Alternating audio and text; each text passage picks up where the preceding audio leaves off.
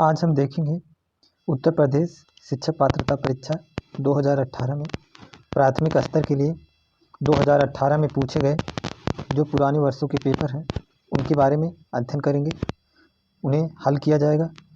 तो आप सभी का स्वागत है। नमस्कार। चलिए हम देखते हैं पहला क्वेश्चन, जिसमें से इन्वायरमेंट का भाग 30 क्वेश्चन का आता है। इसके बारे में हम देखते हैं। पहला क्वेश्चन, आज जो क्वेश्चनों की संख्या है 30 क्वेश्चन होंगे। इनमें पहला है, इनमें से कौन सा वर्तमान राष्ट्रीय महिला आयोग की अध्यक्ष हैं? तो इसमें आपकी जो रेखा शर्मा जी हैं, ये इस समय आयोग की अध्यक्ष हैं और 2018 में उस समय का करंट का माना जाएगा, जो अभी भी वर्तमान में अपने पद पर बनी हुई हैं। यह अपने पद पर 65 वर्ष की उम्र तक या उससे जब तक हटाया नहीं जाएगा तब तक यह अपने पद पर बनी रहेंगी। इन्हें अभी हाल ही में 2021 में फिर से नियुक्त किया गया है। इनके कार्यकाल को बढ़ाकर और आगे किया गया है। अब जब तक 65 वर्ष की नहीं हो जाएंगी या इन्हें इनके पद से हटाया नहीं जाता तब तक ये अपने पद पर बनी रहेंगी। महिला आयोग की अध्यक्ष हैं रेखा शर्मा। और अगला क्वेश्चन हम देखते हैं, लोकसभा और राज्यसभा की संयुक्त बैठक किसके द्वारा आहूत की जाती है, यानी किसके द्वारा बुलाई जाती है? वह है राष्ट्रपति के द्वारा। इसमें डिफिनीशन भी देख सकते हैं। राष्ट्रपति भारत का प्रथम नागरिक होता है। राष्ट्रपति प्रधानमंत्री की नियुक्ति करता है तथा प्रधानमंत्री के परामर्श से वह अन्य मंत्रियों की नियुक्ति करता है।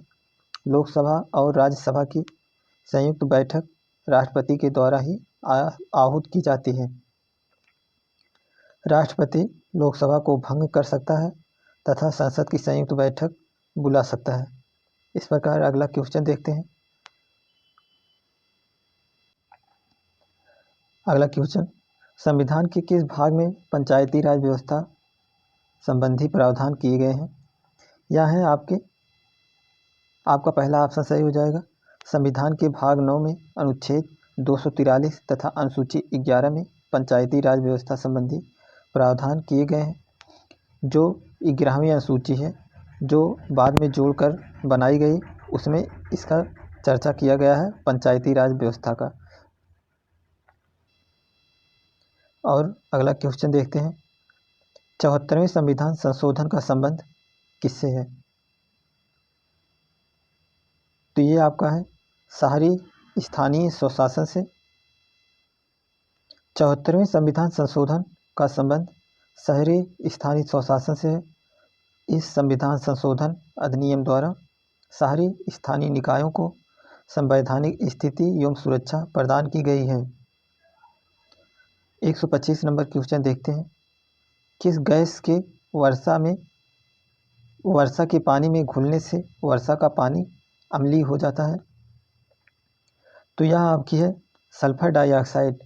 अम्लीय वर्षा के बारे में हम बताएं तो जो जब तक मानसून नहीं आया रहता या बारिश नहीं हुई रहती है तो पृथ्वी से जो गैसें उड़कर वायुमंडल में इकट्ठा हुई रहती हैं और जब यहाँ से बादल बरसते हैं तो ये बूंदों के साथ ये गैसें जो होती हैं धूल कणों पर जो बैठे रहते हैं, इधर उधर एक परत बनाए रहते हैं। तो जब बारिश होती है तो वो उसी बारिश की बूंदों के साथ चिपक कर नीचे गिर जाते हैं, तो जिसे अम्लीय वर्षा कहा जाता है। और वह गैस है आपकी सल्फर डाइऑक्साइड। अगला क्वेश्चन देखते हैं, भारतीय संविधान में विधि का शासन विचार कहाँ से लिया गया है? यह आपका इंग्लैंड से लिया गया है, विधि का शासन। और आगे देखते हैं, लोकसभा के चुनाव हेतु अधिसूचना कौन जारी करता है? यह आपका चुनाव की प्रक्रिया से जुड़े हुए सभी मुद्दे जो हैं भारत निर्वाचन आयोग स्वयं करता है। अगला क्वेश्चन देखते हैं हम, लोकसभा की कार्यवाही के प्रथम घंटे को क्या कहा जाता है? तो प्रथम घंटे को प्रश्नकाल कहा जाता है। लोकसभा की कार्यवाही के प्रथम घंटे को प्रश्नकाल कहा जाता है। संसद का पहला घंटा प्रश्नकाल के लिए होता है। इस दौरान सदस्य प्रश्न पूछते हैं। सामान्यतः मंत्री उत्तर देते हैं। प्रश्न 3 प्रकार के होते हैं: तारांकित, अतारांकित तथा अल्प सूचना वाले। सत्र जो होते हैं, ये 3 प्रकार के सत्र भी बुलाए जाते हैं। और ये जो यहाँ कुछ बताते चले, ये जो आपका शून्यकाल होता है, शून्यकाल 12 बजे होता है। और ये प्रश्नकाल प्रथम घंटे यानी जब 10 साढ़े 10 बजे से शुरू होती है लोकसभा की बैठक, तो ये पहला काल जो होता है प्रश्नकाल कहा जाता है। और जो 12 बजे होता है शून्यकाल 12 बजे होता है। और जो सत्र होते हैं, सत्र 3 सत्र बुलाए जाते हैं। आपके संसद के 3 सत्र होते हैं। एक होता है बजट सत्र, और दूसरा होता है मानसून सत्र, और आपका तीसरा होता है जो शरद सत्र यानी ठंडी में, जो अभी वर्तमान समय में दिसंबर में चल रहा था, जिसमें महिलाओं की जो शादी की उम्र है 18 से बढ़ाकर 24 किया गया है, वो आपका शरदकालीन सत्र में किया गया है। इस प्रकार अगला क्वेश्चन देखते हैं। वर्षा जल संग्रहण क्या होता है? यानी बरसात का जो जल का संग्रहण किया जाता है वह क्या होता है? वर्षा जल जमाव और भंडारण होता है। वर्षा के जल को हम इकट्ठा करके बहुत कुछ उपयोग में कर सकते हैं। भारतीय गैंडे कहाँ संरक्षित हैं? ये तो सबको पता होगा। जो एक सींग वाली गैंडे है काजीरंगा नेशनल पार्क, इसी के लिए प्रसिद्ध है। यह आपका असम राज्य में है, बहुत ही फेमस है। निम्न में से कौन सा क्रम पारिस्थितिकी तंत्र में ऊर्जा प्रवाह के संबंध में सही है? कौन सा क्रम? यानी सबसे पहले जो उपभोक्ता उपभोगी वाला जो होते हैं, इसमें कौन होते हैं? आपका इसमें ऑप्शन नंबर सही होगा सी, यानी सबसे पहले जो आवश्यक होता है वह उत्पादक होता है। फिर दूसरे नंबर पे जो होते हैं आपके उपभोक्ता होते हैं, और जो तीसरे नंबर पे होते हैं आपके ये अपघटक होते हैं। यानी ये पहले हुए, ये दूसरे हुए, ये तीसरे हुए। कौन सी ग्रीन हाउस गैस वातावरण में सबसे अधिक मात्रा में उपस्थित रहती है? तो वह कार्बन डाइऑक्साइड CO2, जो वायुमंडल में सबसे ज़्यादा मात्रा में पाई जाती है। ग्रीन हाउस गैस के रूप में जो सबसे ज़्यादा मात्रा में पाई जाती है। अगला क्वेश्चन हम देखते हैं। किस वर्णक की उपस्थिति के कारण पौधे हरे होते हैं? क्या होता है जो पौधों को हरा रंग प्रदान करता है? वह होता है आपका क्लोरोफिल। मानवीय गतिविधियां जो पृथ्वी पर जलवायु परिवर्तन के लिए जिम्मेदार हैं, वह कौन सी प्रक्रियाएं हैं जिससे पृथ्वी पर जलवायु परिवर्तन यानी क्लाइमेट चेंज जो हो रहा है, वो कौन सी गतिविधियां हैं? वनों को जलाना, यह भी एक कारण है कि वन जो जलाए जा रहे हैं उससे ऑक्सीजन में कमी आएगी, पर्यावरण प्रदूषण फैलेगा, CO2 का उतना अवशोषण नहीं हो पा रहा है जितना होना चाहिए वनों को जल जाने से। और कृषि क्रियाकलाप, जो कृषि के क्षेत्र में इतनी वृद्धि हो रही है, जनसंख्या बढ़ने के कारण कृषि को भी बढ़ाना पड़ रहा है, इसलिए जंगल भी काटे जा रहे हैं। और एरोसॉल कैन का उपयोग, एरोसॉल यानी जो धूल के कण वगैरह होते हैं, ये सब हवा में मिले रहते हैं। छोटे छोटे कण जो होते हैं बहुत महीन माइक्रोन में जिन्हें गिना जाता है, ये सब एरोसॉल होते हैं। और चौथा ऑप्शन आपका दिया है उपर्युक्त सभी, यानी इसमें से सभी जो हैं जिम्मेदार हैं, इसलिए आपका ऑप्शन डी सही है। यूफारबिएसी फैमिली की कौन सी फसल बायोडीजल उत्पन्न करने के लिए जानी जाती है? जेट्रोफा जो फसल है ये बायोडीजल बनाने के लिए उत्पन्न की जाती है। इस पादप से प्राप्त होने वाले बीजों को 25 से 30% तेल निकाला जा सकता है। इस तेल से कार आदि चलाए जा सकते हैं, इसके लिए बायोडीजल पौधा कहा जाता है। यह जेट्रोफा का जो पौधा है, सरकारें इसे एक बार बीच में बहुत तेज लगवाई थी। हर गांव सभी लोग देखे होंगे, लेकिन हो सकता है नाम ना जानते हों, लेकिन देखे जरूर होंगे जेट्रोफा का पेड़। जड़ी बूटियों की रानी, भारत की सबसे पवित्र जड़ी बूटी। इस औषधीय पौधे का हिंदू धर्म में महत्व है और इसका वानस्पतिक यानी साइंटिफिक नाम ओसिमम सैक्टम है। ओसिमम सैक्टम। इसका सामान्यतः किस नाम से जाना जाता है? यह जो है तुलसी का पौधा जो है, आप ये ध्यान दे लीजिएगा। हो सकता है इस बार उल्टा ही पूछ ले, तुलसी के पौधे को के साइंटिफिक नाम जो है वह क्या है? तो ओसिमम सैक्टम। अगला क्वेश्चन, पीने के लिए सुरक्षित पानी को क्या कहा जाता है? सीधी बात है, पीने योग्य पानी। आशुद्ध जल तो कहा नहीं जाएगा। नल का पानी, ताज़ा जल। जो ऑप्शन दिया उसके अनुसार जो है सबसे सही यही उपयोग होगा, पीने योग्य पानी। हमारी पृथ्वी पर 0.65% ही पीने योग्य पानी है। पृथ्वी पर जो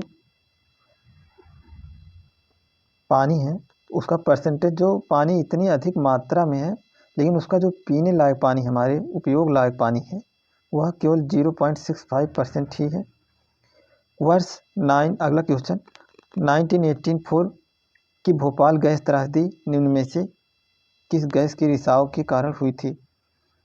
यह 1984 को जो दिसंबर के महीने में हुई थी त्रासदी, यह एक गैस रिसाव हो जाने के कारण बहुत हजारों की संख्या में लोग मरे थे वहाँ पर।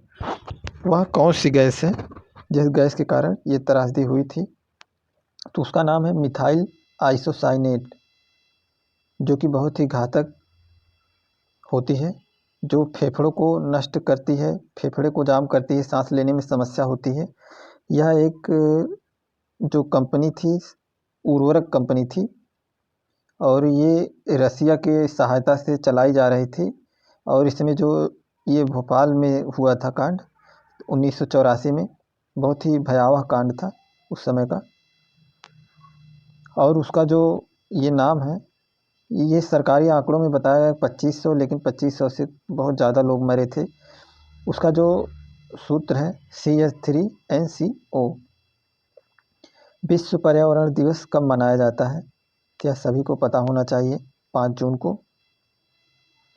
MS स्वामीनाथन एक हैं, ये क्या है? पत्रकार थे, कृषि वैज्ञानिक थे, पारिस्थितिकी वैज्ञानिक थे, पक्षी वैज्ञानिक थे। ये थे आपके कृषि वैज्ञानिक, जिन्हें भारत में हरित क्रांति का जनक कहा जाता है, जिन्होंने गेहूं के फसल पर सबसे पहले हरित क्रांति का उपयोग किया था और संकर बीज का निर्माण किया था।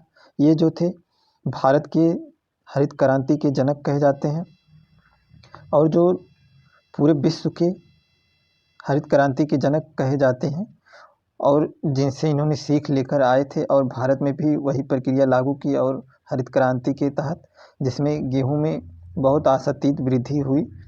तो वो जो विश्व के हरित क्रांति के जनक हैं वह अमेरिकी वैज्ञानिक हैं, अमेरिका के हैं, USA के। उनका नाम है नॉर्मन बोरलॉग। Norman Borlaug. उन्हीं से प्रेरित होकर ये जो है स्वामीनाथन जी भारत में भी वही प्रक्रिया किए और सफल भी हुए। आगे देखते हैं, wild life institute of India WII कहाँ स्थित है? इसका मुख्यालय कहाँ पर है? भारतीय वन्य जीव संस्थान, या जो है आपका देहरादून में है। अगला क्वेश्चन, प्रकाश संश्लेषण के दौरान हरे पेड़ पौधे निम्न में से किसे सोख लेते हैं? तो वो आपका है, पौधों के लिए कार्बन डाइऑक्साइड जरूरी है और हमारे लिए जो है ऑक्सीजन जरूरी है।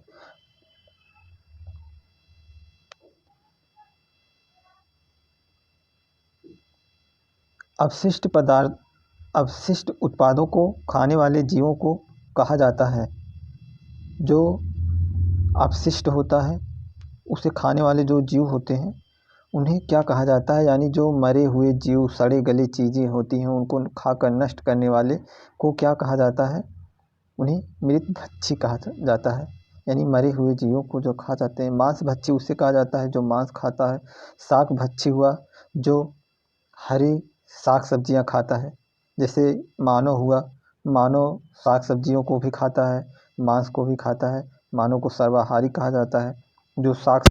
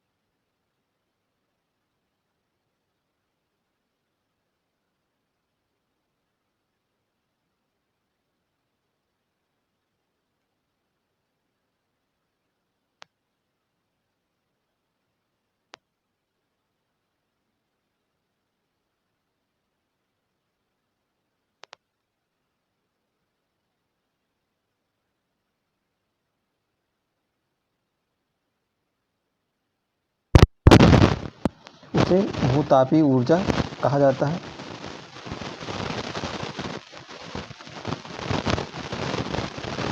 अगला क्वेश्चन देखते हैं, 16 घास कहाँ पाए जाते हैं?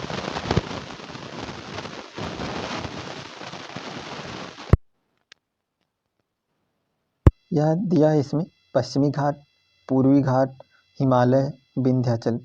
यानी जो 16 नाम की घासें पाई जाती हैं वह कहाँ पाई जाती हैं? आपके पश्चिमी घाट पर पाई जाती हैं। पश्चिमी घाट ये जो है भारत के दक्षिणी एरिया में, यहाँ पर जो होते हैं पश्चिमी घाट जो हैं वहाँ पर इस प्रकार की घासें जो पाई जाती हैं उन्हें 16 घासें कहा जाता है। माउंटेन के जंगलों के रूप में माना जाता है। इस तरह के घास के मैदान उच्च ऊंचाई वाले क्षेत्रों में पाए जाते हैं। इधर के जो पश्चिमी घाट हैं हमारे, उस एरिया में जो ये घासें 16 घासें पाई जाती हैं। और जम्मू कश्मीर के एरिया में जो जम्मू कश्मीर ये हमारा है, यहाँ जो पाई जाती हैं मर्ग नाम की घासें पाई जाती हैं। मर्ग नाम की जिन्हें कहा जाता है सोनमर्ग और गुलमर्ग। भारत में जो जम्मू कश्मीर एरिया में घासें पाई जाती हैं जम्मू एंड कश्मीर में, उन्हें मर्ग के नाम से जाना जाता है, जिन्हें एक को कहा जाता है सोनमर्ग, एक को कहा जाता है गुलमर्ग।